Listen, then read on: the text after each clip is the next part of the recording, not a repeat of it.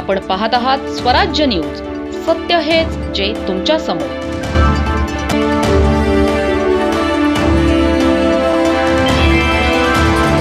धुळे शहरातील प्रभाग क्रमांक 2 मधील छत्रपती राजे संभाजी विद्यालयाजवळील परिसर गेल्या 1 वर्षापासून अंधारात होता. रस्त्यावर दिवे नसल्याने परिसरात भीतीचं वातावरण निर्माण झालं होतं. महिला वर्ग संध्याकाळी बाहेर पडण्यास घाबरत होता. या अंधारातून सुटका व्हावी म्हणून नागरिकांनी मदतीसाठी आवाज उठवला. तो आवाज पोहोचला समाजकारणात सक्रिय असलेल्या इंजिनियर मोहित शिवाजीराव वाघ यांच्यापर्यंत. समस्या कळताच त्यांनी विलंब न लावता पुढाकार घेतला आणि दुसऱ्या दिवशी स्वखर्चाने नवीन स्ट्रीट लाईट बसवण्याची जबाबदारी स्वीकारली. NHAIच्या बोगद्यापासून पुरुषोत्तम नगर, तिरुपती नगर आणि GTP कॉलनीपर्यंत संपूर्ण परिसर उजळून निघाला. अंधाराने व्यापलेला परिसर आता प्रकाशमय झाला आहे. नागरिकांच्या चेहऱ्यावर समाधान आणि आनंद झळकत आहे. त्यांनी या कार्याबद्दल इंजिनियर मोहित वाघ यांचे मनापासून आभार मानले, कारण त्यांनी दाखवून दिलं की समाजकारण म्हणजे फक्त बोलणं नव्हे तर कृती करणं होय. त्यांच्या या उपक्रमामुळे समाजात सकारात्मकतेचा किरण पसरला आहे. खरं तर लोकप्रतिनिधी होण्यापूर्वीच लोकसेवा कशी करावी याचं उदाहरण म्हणजे इंजिनियर मोहित वाघ. त्यांचा हा प्रकाशाचा उपक्रम समाजकारणाची खरी ओळख ठरला आहे. आज प्रभाग क्रमांक 2 मधील मुख्य असा परिसर स्वामीनारायण मंदिराचा रस्ता, या रस्त्यावर एक भव्य स्वरूपाचा येथे कमर्शियल झोन व्यापारी परिसर आहे. या व्यापारी परिसरात गेल्या 8 ते 9 महिन्यापासून अंधाराचं पूर्ण साम्राज्य होतं. हा पूर्ण परिसर अंधार होता. येथे उजेड, हा लाईटाचा उजेड फार कमी प्रमाणात होता. ज्यावेळेस आम्ही इथे परिसरात फिरताना इथले स्थानिक व्यावसायिक व्यापारी कपिलदादा, मोंटीभाऊ, केदारदादा यांनी आमच्याकडे प्रश्न उपस्थित केला की आम्ही इथे व्यवसाय करत असताना लाईटचा प्रकाश नसल्याने आम्हाला खूप प्रकारे अडचण येते आणि आमच्या ग्राहकांवर देखील याचा परिणाम होतो.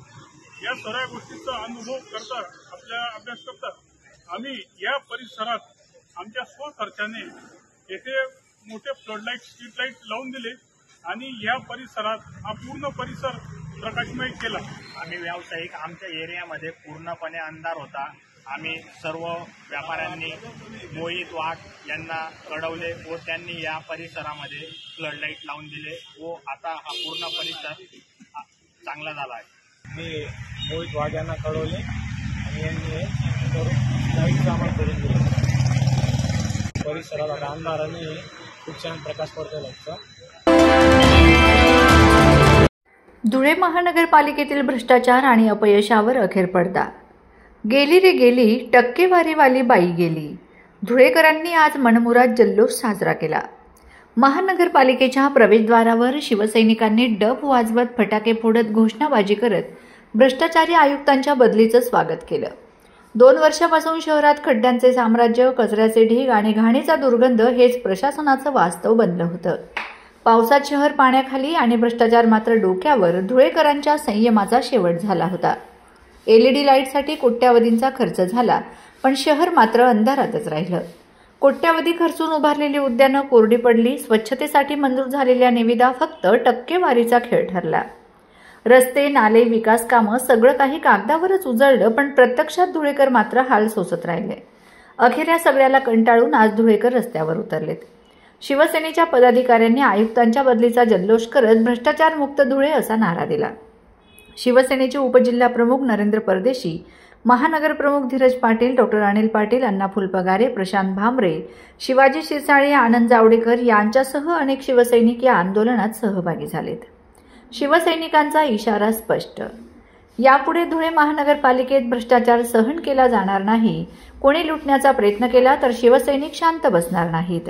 आजच्या या फटाक्यांच्या आतिषबाजीतून धुळेकरांनी दिला तोच संदेश. जनतेचा पैसा. 4 दिवसापूर्वी धुळे जिल्हा शिवसेनेच्या वतीने निवडणूक आयुक्तांना या ठिकाणी आम्ही पत्रव्यवहार केला होता की धुळे महानगरपालिकेचे आयुक्त यांचा कार्यकाळ हा धुळे शहरामध्ये पूर्ण होत आलेला आहे. कारण गेल्या 2 वर्षापासून धुळे शहरामध्ये जे विविध विकास कामं या ठिकाणी होत होती, त्या विकास कामांमध्ये प्रचंड टक्केवारी त्या ठिकाणी आयुक्तांच्या मार्फत या ठिकाणी खाल्ली जात होती आणि टक्केवारीचं प्रमाण वाढल्यामुळे या धुळे शहरामध्ये झालेले विकास कामं अत्यंत निकृष्ट अशा दर्जाचे झाले.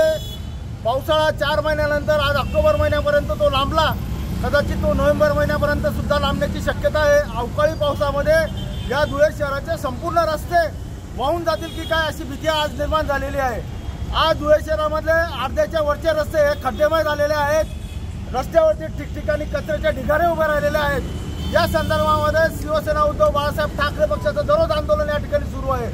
अशा परिस्थितीमध्ये आंदोलन करणं, आयुक्तांना निवेदन देणं आणि आयुक्तांनी निगरगठ्ठपणे त्या आंदोलनावरती प्रतिक्रिया न देणं असा कारभार गेल्या 2 वर्षापासून या ठिकाणी सुरू होता।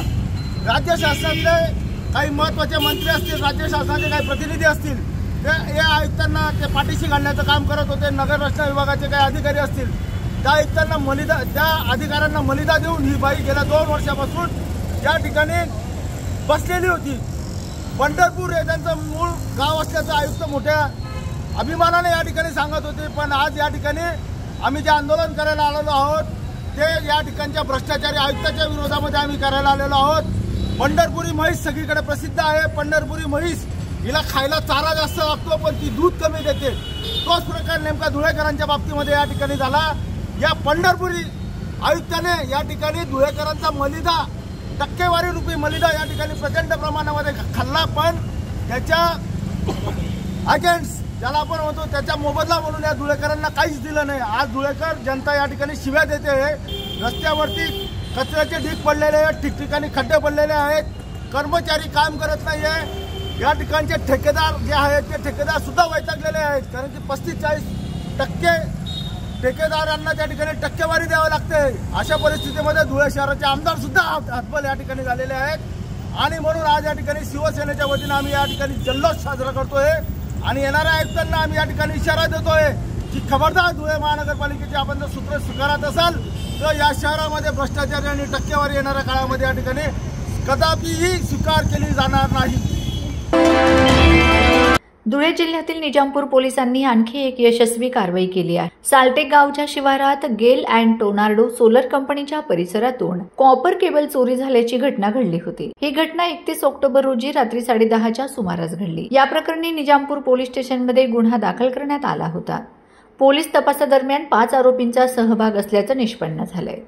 यापैकी 3 नंदू नाना मारनर, विठ्ठल खंडू मारनर आणि संदीप मोतीराम वाघमोडे यांना पोलिसांनी अटक केली आहे। त्यांच्याकडून चोरीस गेलेली सुमारे 40,600 रुपयांची कॉपर केबल जप्त करण्यात आली। अटकेतील आरोपींना न्यायालयाने 14 दिवसांची पोलीस कोठडी सुनावली आहे। दरम्यान उर्वरित 2 आरोपींचा शोध पोलिसांकडून सुरू आहे। ही कारवाई पोलीस अधीक्षक श्रीकांत धिवरे यांच्या मार्गदर्शनाखाली करण्यात आली। तसेच अप्पर पोलीस अधीक्षक किशोर काळे, उपविभागीय अधिकारी SR बांबळे यांच्या देखरेखीखाली ही कारवाई पार पडली। निजामपूर पोलीस स्टेशनचे प्रभारी अधिकारी सहाय्यक पोलीस निरीक्षक मयूर भांबरे आणि त्यांच्या पथकाने तपासाची दिशा निश्चित केली। सहाय्यक पोलीस निरीक्षक मधुकर सोमासे आणि इतर पोलीस कर्मचाऱ्यांनी अथक प्रयत्न करून आरोपींना पकडले। या कारवाईमुळे परिसरातील नागरिकांमध्ये समाधानाचे वातावरण निर्माण झाले आहे। निजामपूर पोलिसांची ही कारवाई गुन्हेगारीवर कठोर पावले उचलण्याचा इशारा देणारी ठरली आहे। धुळे जिल्ह्यातील जोशाबा मध्यवर्ती ग्राहक सहकारी संस्थेत कोट्यवधी रुपयांचा आर्थिक गैरव्यवहार झाल्याचा गंभीर आरोप समोर आलाय। अर्जदार संजय लक्ष्मण तपासे यांनी 9 वर्षापासून चौकशी रखडल्याबद्दल तीव्र नाराजी व्यक्त केली आहे। संस्थेला शासनाकडून सुमारे 490 लाख रुपयांचे कर्ज आणि भाग भांडवल मिळाले होते, मात्र या निधीचा लाभ लाभार्थ्यांपर्यंत पोहोचला नाही असा आरोप करण्यात आलाय। संस्थेच्या चेअरमन यांच्या खात्यावर तब्बल 4,000 कोटींपेक्षा जास्त रक्कम जमा झाल्याचेही तपासे यांनी पुराव्यानिशी मांडले आहे। 2016 पासून विविध स्तरांवर तक्रारी देऊनही अद्याप कोणतीही कार्यवाही झालेली नाही।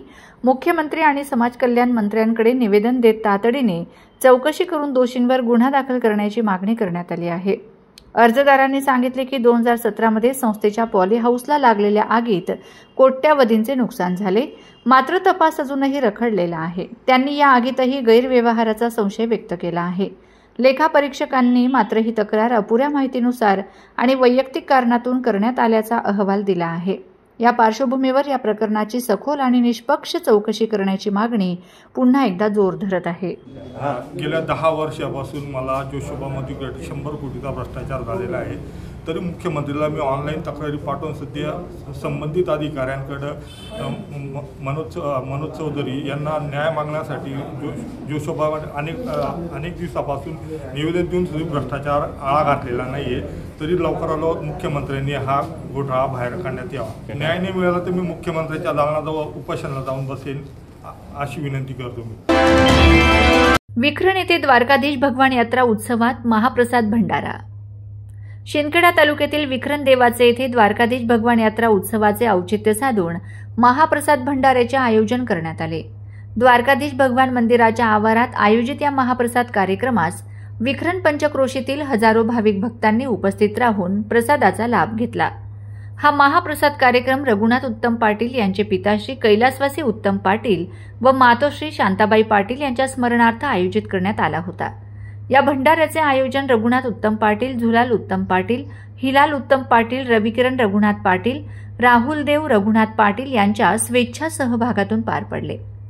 कार्यक्रमाला प्रमुख अतिथी म्हणून माजी पंचायत समिती सभापती रामसिंग नाना गिरासे, ग्रामसरपंच प्रतिनिधी महेंद्र पवार, माजी सरपंच विक्रम तायडे, अमोल सहकार्य भीमसिंग धनसिंग गिरासे, नारायण विठ्ठल पाटील, श्रीधर कोठावळे, रणजित गिरासे, नारायण मानसिंग गिरासे, उपसरपंच उमेश पाटील यांसह विखरण ग्रामस्थ व पंचक्रोशीतील भाविक मोठ्या संख्येने उपस्थित होते। शिस्तबद्ध व भक्तिभावाने पार पडलेल्या या महाप्रसाद कार्यक्रमाने विखरण पंचक्रोशीत धार्मिक ऐक्य व सामाजिक बांधिलकीचे दर्शन। अगदी जुने जाणकार आणि वयोवृद्ध शेतकरी अत्यंत गावाला परिचित होते। उत्तम मुकुंदा पाटील यांच्या वयाच्या 97व्या वर्षी त्यांचं निधन झालं। त्याबरोबर मातोश्री शांताबाई यांचंही निधन झालं आणि त्यांचा हा उत्तर कार्याचा नेम पुढे ढकलून नेमकं कार्तिकी एकादशीला जी यात्रा भरते या यात्रेच्या निमित्तानं द्वारकाधीश मंदिरात भंडारा श्री उत्तम मुकुंदा पाटील व आई शांताबाई उत्तम पाटील यांच्या स्मरणार्थ आज भंडाऱ्याचं आयोजन केलं होतं आणि त्याला माझ्या गावाचे सगळे पुढाऱ्यांनी मला उत्स्फूर्तपणे प्रतिसाद दिला।